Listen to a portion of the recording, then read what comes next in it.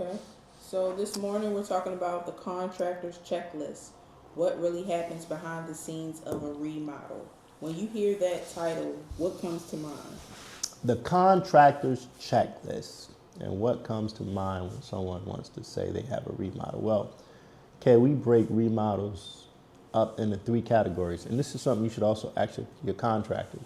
And Kate, please make sure anytime people send us comments on the content that we're putting out there, please let me know because that really helps me focus more on crafting the information so that it's very useful to as many people as we can make it useful for. So three types of remodels, I think. When someone says remodel, I'm thinking of three levels of remodel. The first basic level is just superficial stuff. Everything that's there is staying there. We're just gonna, make sure we prep the walls real good, sand down any clump paint or any chipping paint, and then just do what I call a facelift remodel. And that's just the surface of everything that you can see. So we're not removing any baseboards, we're not stripping any caulk. Very basic, lowest level of remodeling.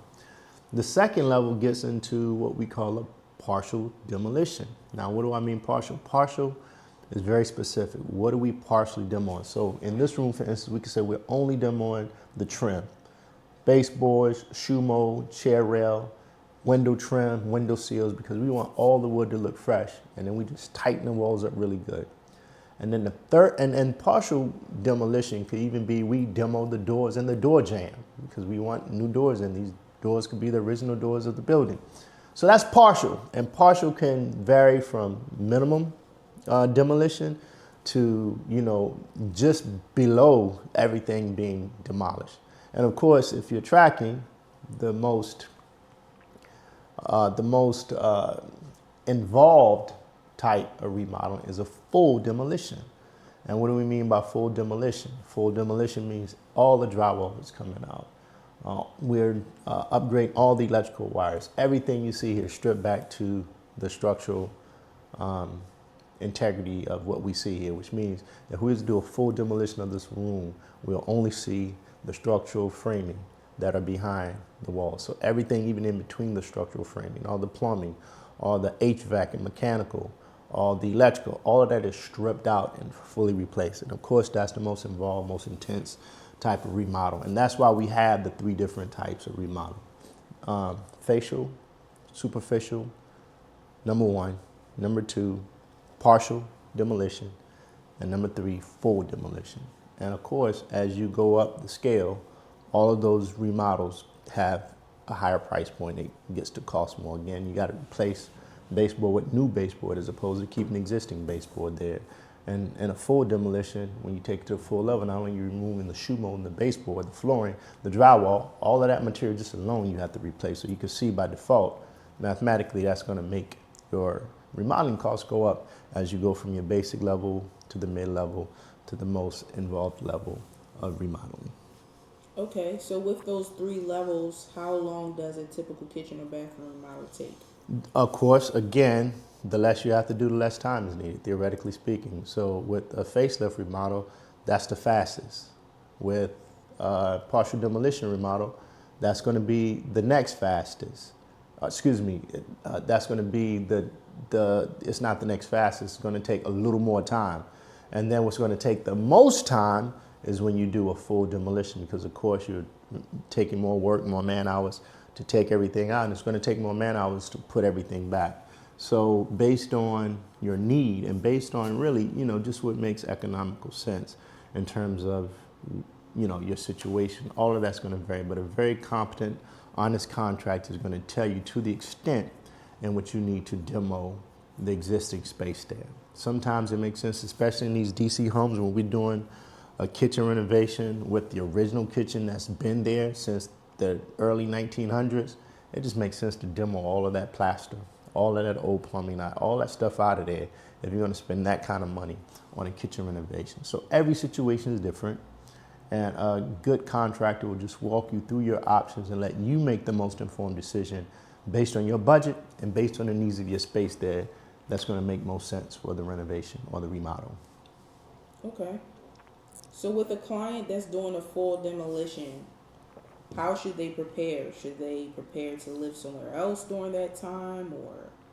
Like, how should they prepare for that? Well, again, let's get into the uniqueness of your situation and the economics of your situation. We have several clients that live in their homes, completely live in their homes when we're just doing a kitchen renovation. And the reason being is that we can isolate and segment that kitchen off from the rest of the house, put up plastic protective barriers to make sure we manage to mitigate any dust getting through the house, and just work solely in that area from the front door to getting our tools, equipment, and materials to that space. And clients just go without their kitchen for that period of time. Now, a lot of clients can do without that because some clients don't even cook. So they just go in the kitchen and get stuff out of the refrigerator, right, and warm stuff up. No knocking my clients that do cook. And the clients that do cook, is just a sacrifice that, okay, do I really want to rent an Airbnb? Because that's basically the only thing you can rent, a short-term rental.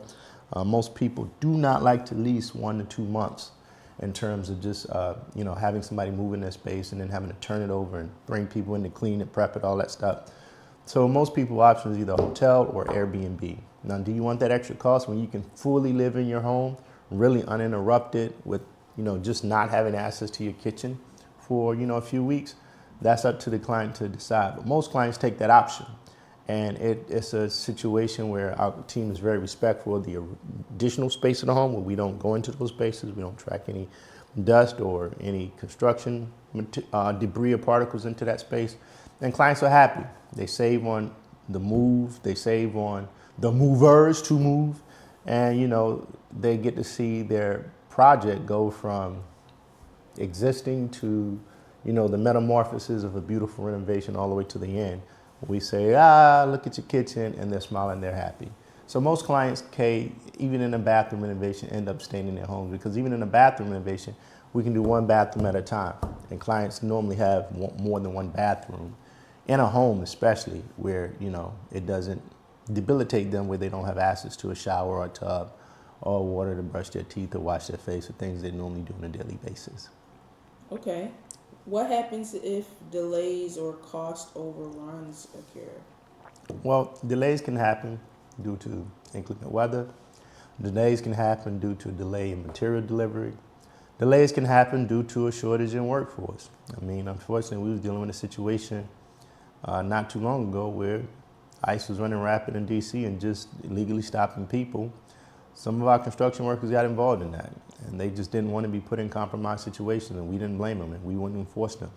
So some of our DC projects were closed down for 2 to 3 weeks. Now, we have some clients that are very understanding of that, and others like, hey, I hear that, but you got some other workers, right?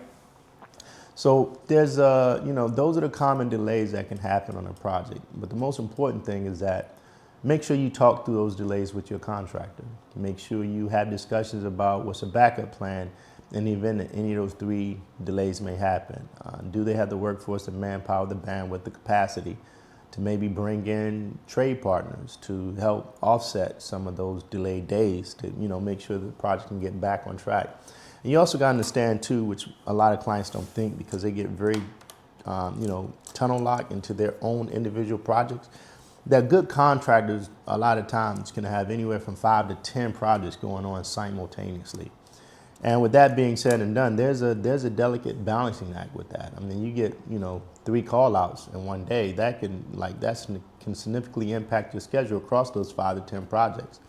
If you got a subcontractor that for whatever reason, we don't control subcontractors, we call them trade partners, that can significantly impact your project across 5 to 10 projects.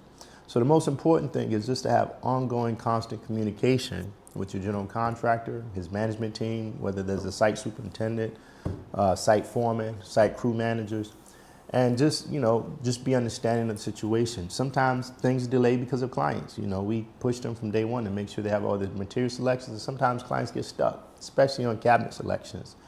Sometimes lighting fixture selection. They want the perfect light to go in that space, and by the time we're ready for that, the material is not there.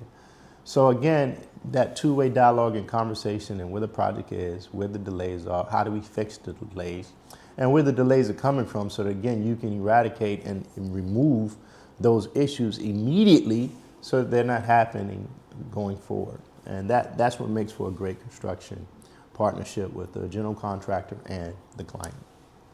Okay, last question. How can a client make sure their project stays on track? Materials. Andre? Yeah, just send them a voicemail. I'll call them back when we're done.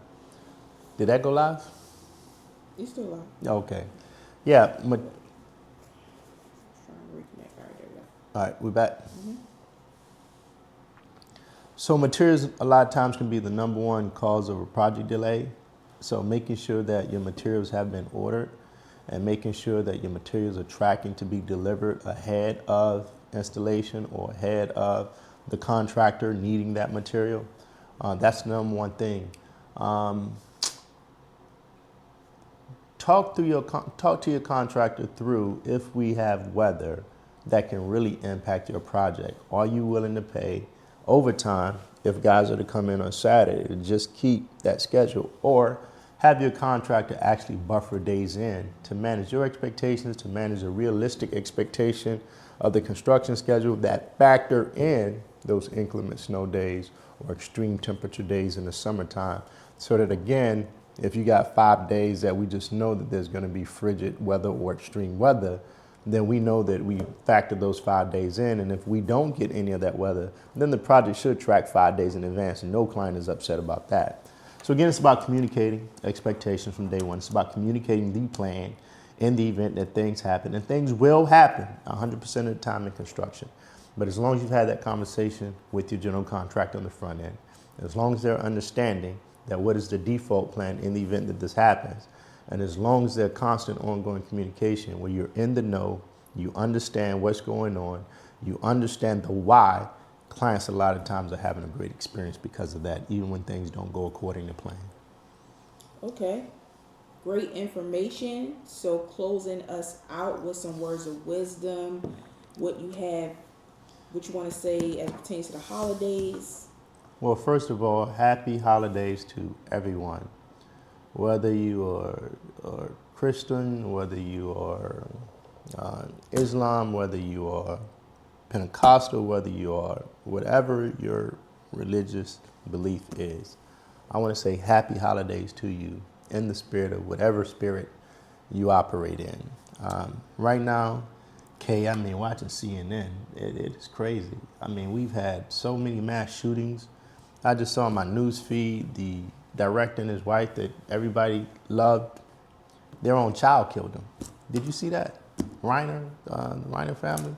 I mean, I don't follow that stuff unless it comes on my. But just the 14 people that got slaughtered in Australia, I know you saw that. To the shooting that just happened at Brown University. I mean, this is back to back to back carnage. And in a society where there's supposed to be freedom of expression, freedom of speech, freedom to love, somehow that's just getting missed during this holiday season. So I want to challenge everyone, words of wisdom, that love is a very powerful thing. In love, there is no hate. In love, there is no regret. In love, there is no remorse. In love, there's no depression. In love, there's only pure, abundant joy. There's only pure, abundant happiness. There's only pure, abundant patience. And I just ask that everybody just love more, especially the people in your immediate circle, starting with the people in your household to your extended family. Not only just love more, but act and love more, especially in such troubling times as this one. Because the single act of love starts with just one person, right? And it can be a very infectious thing, So you start to love in your household, and everybody in your household is loving it. And everybody go outside of your household, and they spread that love to their work, to their families. And I just ask that we take the time to say we love each other more. We take the time to show more acts of love in all that we do, in everything that we do, and we pray for the world. I mean, because again, just so much carnage. I mean, like every morning, you turn on the news, it's just like somebody's killing somebody right here in our own country and across the world. And, we pray that it stops, okay? My message on this holiday